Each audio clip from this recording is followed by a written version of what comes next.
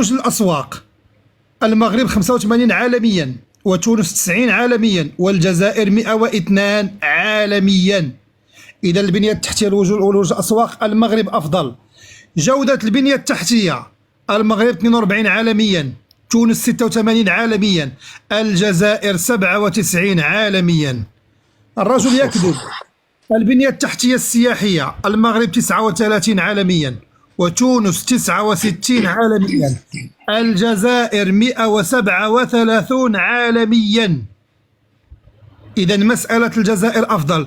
يقول لك عندي مترو الأنفاق، أقول لك عندي القطار السريع، الدولة الوحيدة في إفريقيا التي تمتلكه، وهو كن اصبر. انت ايش دراك يا هشام ايش دراك انه فاته القطار؟ انت كم عمرك؟ ايش دراك بعمره؟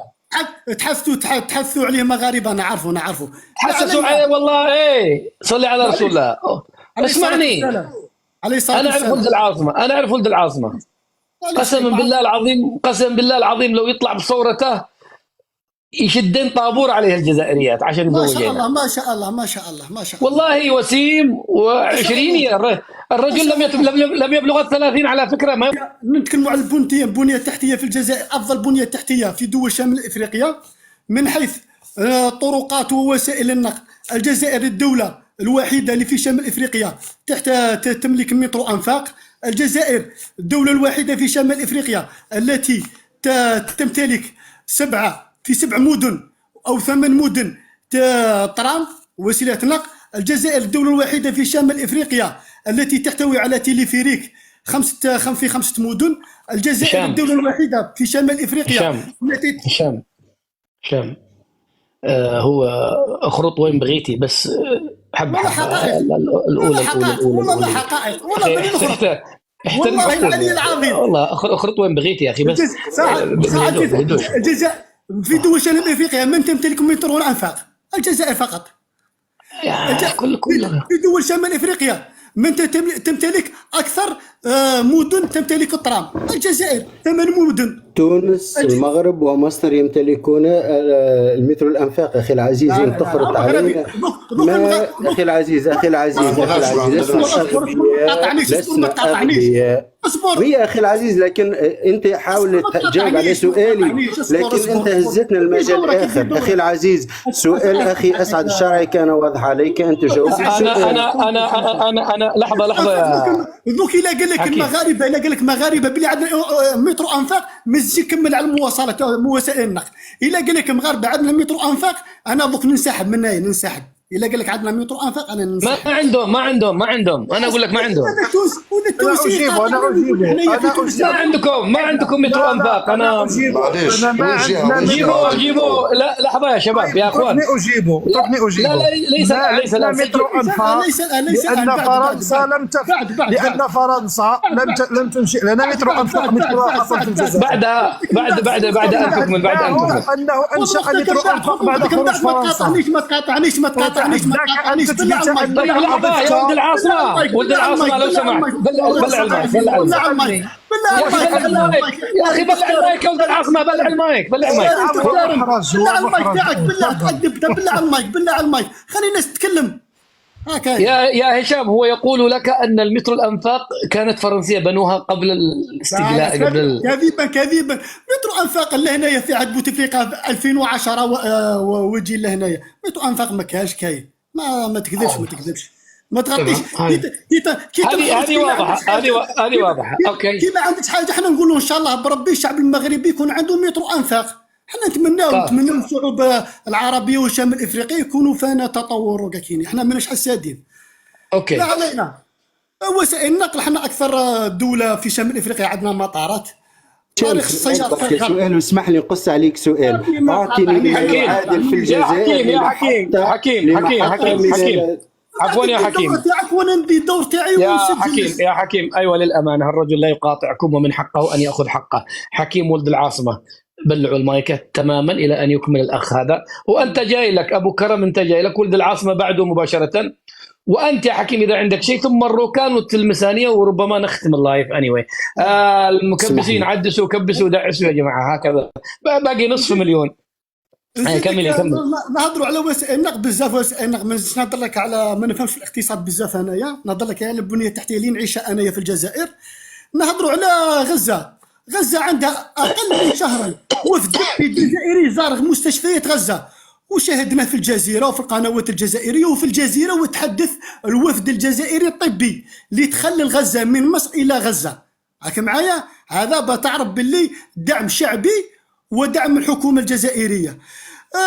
هذا ابو اكرم ما ردش عليه، كي شغل ما هدرش كلام هكايا في السياسه وكاع كنا بنرد عليه. اخ ولد العاصمه، اذا قابلت بك جزائريه فمرحبا، وانا ما نظنش باللي تقبل بك وحده جزائريه، لان قطار الزواج فاتك انت يا بالعمر هكايا، راك انسان كبير وفاتك قطار الجواز، هذا ما كان. والله إلى 4 يراسلون اللي باغيين الزواج يا أخي هشام، باقي كنختار بينهم. شكرا اخ اسعد. ما عندكش صوت اسعد، ما عندكش صوت. مره الكلمه يا ولد العاصمه لا تكونش تفتح يا اخي، لا تكون سريع الفتح هكذا، اصبر كن اصبر. انت ايش دراك يا هشام ايش دراك انه فاته القطار؟ انت كم عمرك؟ ايش دراك بعمره؟ تحثوا عليه مغاربه، نعرفوا تحسسوا عليه والله. ايه صلي على رسول الله. اسمعني، انا اعرف ولد العاصمه، قسما بالله العظيم لو يطلع بصورته يشدين طابور عليه الجزائريات عشان يزوجين. ما شاء الله والله وسيم و20. الرجل لم يبلغ 30 على فكرة، ما يغرك صوته. ما شاء الله. كمل. اخ ابو اكرم هذا مرتش عليه، ما عندوش. هذا ترتيب الدول العربية في مؤشر جودة البنية التحتية. المغرب وجه المغرب 38، السعودية 53، هذا الترتيب الدولي. الجزائر 49، المغرب 38، الجزائر 49. إذن مؤشر جودة البنية التحتية المغرب أفضل من الجزائر. البنية التحتية والولوج للأسواق، المغرب 85 عالميا، وتونس 90 عالميا، والجزائر 102 عالميا. إذا البنية التحتية والولوج للأسواق المغرب أفضل. جودة البنية التحتية المغرب 42 عالميا، تونس 86 عالميا، الجزائر 97 عالميا. الرجل يكذب.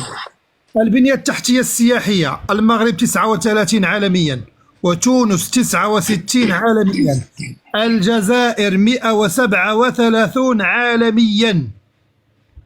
إذا مسألة الجزائر أفضل.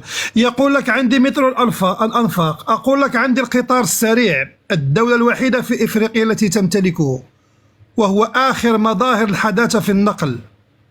هل تمتلك مثله؟ هل تمتلك ميناء مصنف من ال5 الأوائل عالميا كميناء طنجة المتوسطي؟ أنا أنتظر من الرد في مداخلتي. هذه مسألة. نعم. مسألة ثانية، هو قال لك يا أسعد كيف أمير رئيس لجنة القدس وفي نفس الوقت أيوة وفي نفس الوقت مطبع. أيوة. طيب كيف أنت مع إسرائيل ظالمة أو مظلومة ونسبة الصادرات الجزائرية؟ أنت تقرأ الإنجليزية يا أسعد. ما هذا المرجع؟ هذا إسرائيل imports from Algeria. أيوة. تابع للأمم المتحدة. هذه أيوة. صادرات الجزائر نحو إسرائيل. شوف في 2019 4 ملايير دولار فقط من مواد التعدين التي تدخل في صناعة الأسلحة، فقط في مواد تدخل في صناعة الأسلحة. أعطيك شيء آخر، صادرات الجزائر في سنة 2022 21 مليون دولار. الجزائر المرتبة الرابعة في التصدير نحو إسرائيل. إذن نحن دولة مطبعة، سلمنا لك بذلك. ما رأيك أنت في دولة غير مطبعة وتحتل المرتبة الرابعة في التصدير نحو إسرائيل؟ ما رأيك أنت دولة تدعي أنها غير مطبعة وكلمة إسرائيل موجودة في الجريدة الرسمية الجزائرية منذ 20 سنة؟ ولا توجد دولة فلسطين، توجد فقط السلطة الفلسطينية.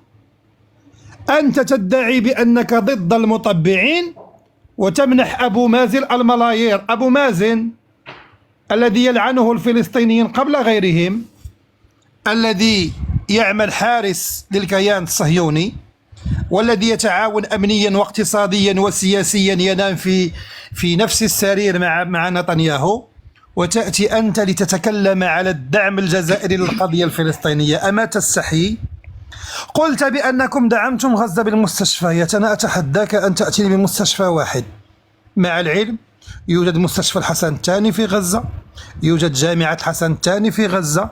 أنتم كل ما لديكم هي جمعية البركة، رئيسها ضبط يبتز الفلسطينيات الغزاويات أن يفعل بهم ما يفعل الرجل بزوجته مقابل المساعدة والمعونة، وطردوه أحرار غزة قبل أيام.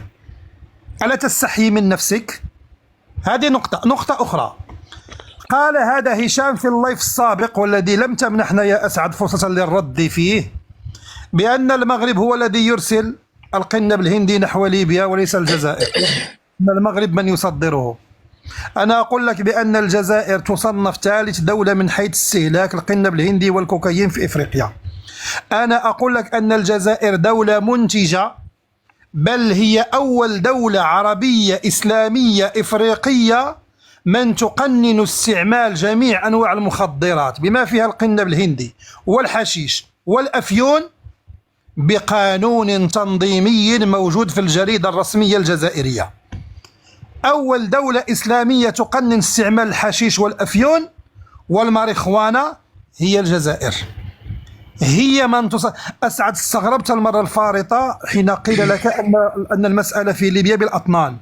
أنا أقول لك بأن وزارة الداخلية الجزائرية تقر بضبط أكثر من 10 ملايين قرص مهلوس، أكثر من 10 ملايين قرص مهلوس، وأكثر من 700 طن، وكلها إنتاج محلي جزائري.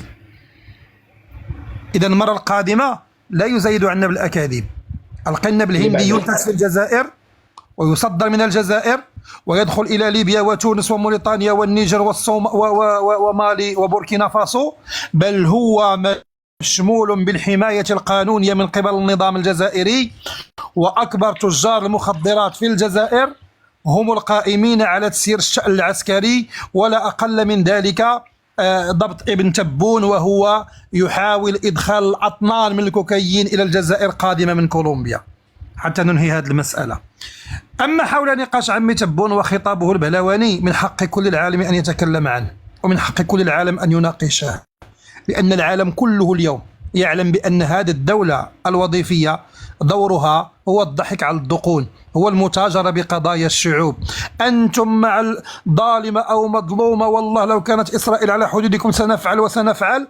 في الأخير تتكلمون عن مستشفى ميداني. طيب ما الإمارات المطبعة لديها مستشفيات ميدانية، والكويت والسعودية والأردن والمغرب، كل الدول أغلبها لديها مستشفيات ميدانية في غزة.